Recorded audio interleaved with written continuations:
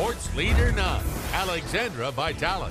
Peyton Manning made his 5th MVP award a family affair. Manning's record-setting season earned him the Associated Press NFL MVP award tonight in a landslide. No other player has won more than 3.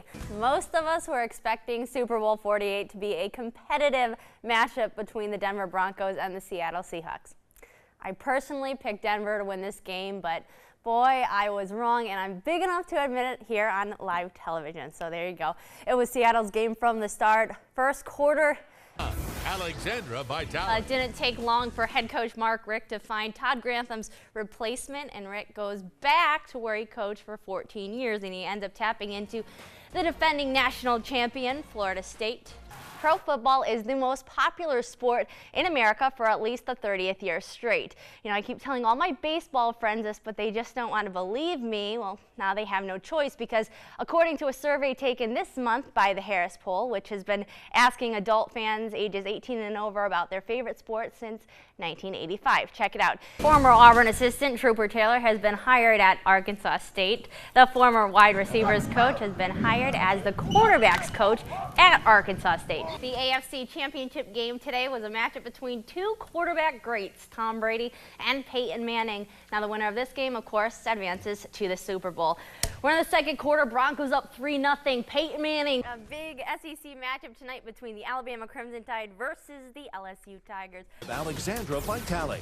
Welcome to Black Monday. The regular season of the NFL wraps up. People get fired. It's what happens every year. If the Alabama-LSU game 2 years ago was the game of the century, well, the Texas A&M versus Alabama game this afternoon was the game of the millennium, at least based on ticket market. The Auburn Tigers basketball team has won 3 straight SEC games. At the midway point of conference play, Auburn is in a 4-way tie for 10th place in the SEC. The Georgia Bulldogs hosted the Missouri Tigers in Athens today. Now, what was at stake for this game?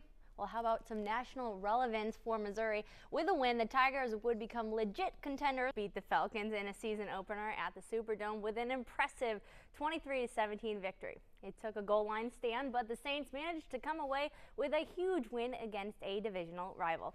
If you win the Heisman Trophy, you have a pretty good shot of being named the AP Player of the Year, and that's the life of Jameis Winston right now. With the new year comes new jobs. Lovie Smith has reached an agreement to become the next head coach of the Tampa Bay Buccaneers. The former Chicago Bears coach will replace Greg Schiano.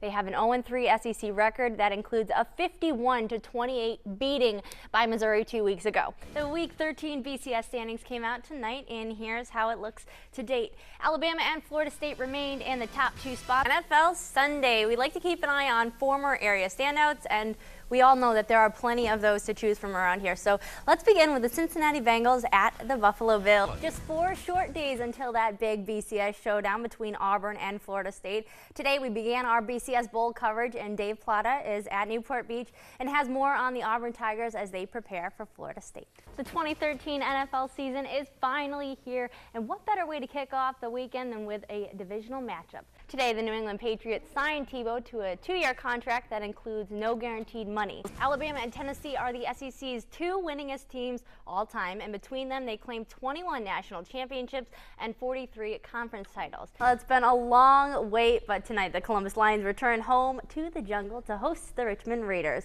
And you may notice something out of the norm. 8 days until the Sugar Bowl, and you can bet Alabama players are counting down. I'm Alexandra Vitale. We're live at Callaway Stadium previewing our hometown spirit game of the week. Stick around, because we're going all access with head coach of the Tigers, Lynn Kendall, coming up next. Head coach Tim Carter has said it time and time again this season. Big-time players make big-time plays in pressure-packed situations, and that's exactly what happened last Friday night against McGill-Tulane. This camp is a great opportunity for the kids to learn from NFL players such as Marcel Darius, Leonard Pope, and Philip Wheeler, and these guys don't want these kids to just walk away with football knowledge.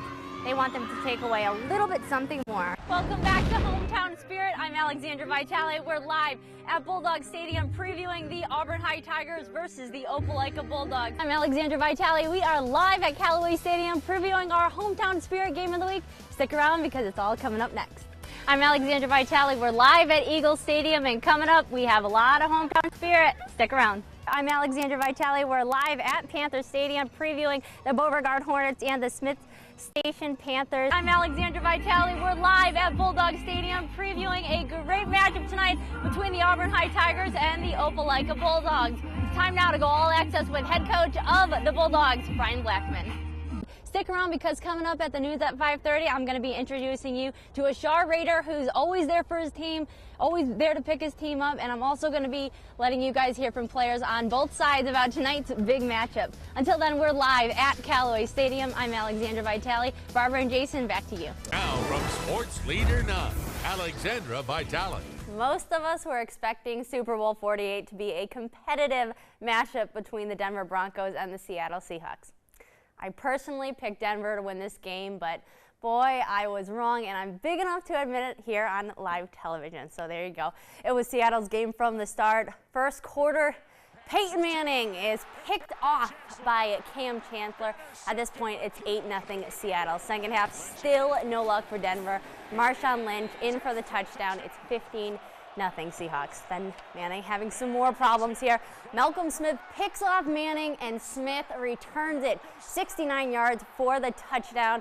By halftime, it was 22-0 Seattle. Manning with 2 interceptions.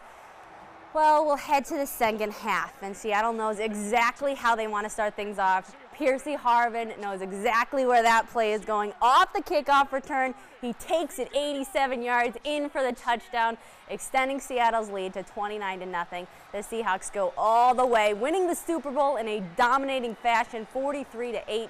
The final here is the second-year quarterback, Russell Wilson.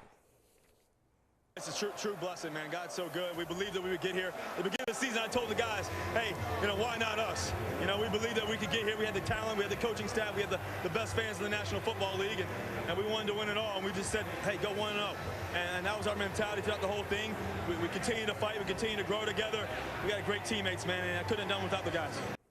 What a game. The Seahawks are the new world champs. From Sports Leader None, Alexandra Vitale. In college football today, the Auburn Tigers got things going when they headed to Tennessee. Auburn has won the last 5 games in the series against the Volunteers. Now today, Tennessee was aiming to knock off another top 25 team at home this season, but all they could do today was aim. First quarter, Nick Marshall right here, 25-yard touchdown pass to C.J. Uzomah. That put the Tigers up 7-0. Now we're in the second quarter. Nick Marshall, the give to Trey Mason, and he goes 13 yards. He had 20 carries, 117 yards on the day. We're still in the second quarter. Marshall on the keeper, 7-yard touchdown run right here. That made it 27-13 Tigers. Now Marshall today, he had 14 carries, 214 yards, 2 touchdowns. Auburn made it look easy. The Tigers win it 55-23. And today in Athens, the Georgia Bulldogs hosted Appalachian State. Dogs put away App State 45-6. It probably wasn't as dominating or decisive as Georgia fans would have liked. The Bulldogs led only 14-6 at halftime, but the Dogs were pleased to just get the victory, get out with another major injury and bowl eligibility. Aaron Murray threw 2 touchdown passes to set the SEC career record. And showdown time at Bryant-Denny Stadium, Alabama hosting LSU. Game time is at 8 Eastern, 7 Central, and we will have highlights later on tonight at 11. And today at A.J. McClung Memorial Stadium, the 24th Fountain City Classic. First half was all Fort Valley State. Frank Rivers of Albany State sacked by former Carver Tiger, LaRon Furr. Offensively on play action, Malcolm Eady to Dante Warren, 22-yard touchdown pass. Fort Valley goes up 10-0 at the half. The second half, all Albany State. Third quarter, it's Rivers going up top. Jesse Atkins, the spectacular 42-yard touchdown catch. Rams take a 12-10 lead. Under 2 minutes left when they ice the game here. Rivers, the screen pass to Adrian Alexander. He turns the corner and heads upfield. Victor Moley, the big block to spring him. 63 yards on the score. Albany State wins 19-10. They play Miles College for the SIAC championship next week. Now, your Sports Overtime Play of the Week, sponsored by J Toyota. All right, it's time to vote for the high school Play of the Week. Our first Play of the Week candidate, Play Action Perfection. Faking the handoff, then faking the end around. Now, Bradley North cut to Kyle Sykes, 48-yard touchdown pass. Auburn a winner last night, 51-14, to advance to the second round of the playoffs. our second play of the week possibility. Jamarius Barrow, 80-yard touchdown run on the option, cutting back against the grain, and he is gone. Lynette wins big over Gaston to advance in the Alabama 2A playoffs. And play of the week choice number 3 is Kendrick's Jonathan Hines to Antonio Jones, who puts an ankle breaker on DeMarcus Robbins. 29-yard touchdown, 6-0 Cherokee. All right, you guys get to pick the play of the week. Go to WTVM.com, head to the Hometown Spirit page, and cast your vote. The winner will be announced on Monday. And that's Select Sports. Roslyn. Leader 9, Alexandra Vitale. 2014 is here, and what better way to kick off the new year than with some college football? The Georgia Bulldogs and Nebraska playing today in the Gator Bowl. Both teams entering today's matchup with identical 8-4 records. Nebraska leads 10-9 at halftime. Then in the second half, they pull off a big-time play right here. Tommy Armstrong Jr. puts up a deep pass to Quincy Ananwa, who makes the catch at the 50-yard line and keeps going, scrambling all the way to the other end of the field, untouched for the 99-yard touchdown. Georgia fans can't believe it. To the fourth we go. Georgia has some late chances to stay in it right here. Hudson Mason's pass to Arthur Lynch. He drops the ball. Nebraska wins 24-19, their first bowl game win since 2009. And also today, the South Carolina Gamecocks playing Wisconsin today in the Capital One Bowl. First and 10 of the Wisconsin 42, Connor Shaw to Bruce Ellington for the 39-yard touchdown. South Carolina up 7-0. And we'll head to the second quarter. Joel Stavey to Sam Arsenin for the 1-yard touchdown. It's a tie game. But here's a pretty cool one right here. Sean and Ellington do a little reverse switch thing. Ellington to Connor Shaw for 9 yards on the score. 13-7 Gamecocks. South Carolina goes on to win 34-24. Now last night, an SEC-ACC matchup between Johnny Football and Duke, quite the game. A&M was trailing most of it, off to a slow start, but we'll pick things up in the second quarter. Duke really doing a job on A&M in the first. As I just said, Josh Snead hits the corner and scores the 25-yard touchdown.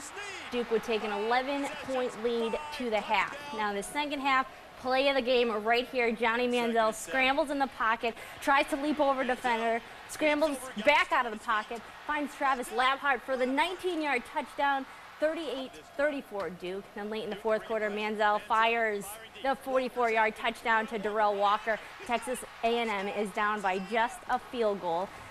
Now the Aggies defense finally shows up after a very slow start to the game. The Aggies defense comes up big when Tony Hurd Jr. with a pick six here returns the ball 55 yards for the touchdown. It's the first time the Aggies led all night. Texas A&M wins 52-48.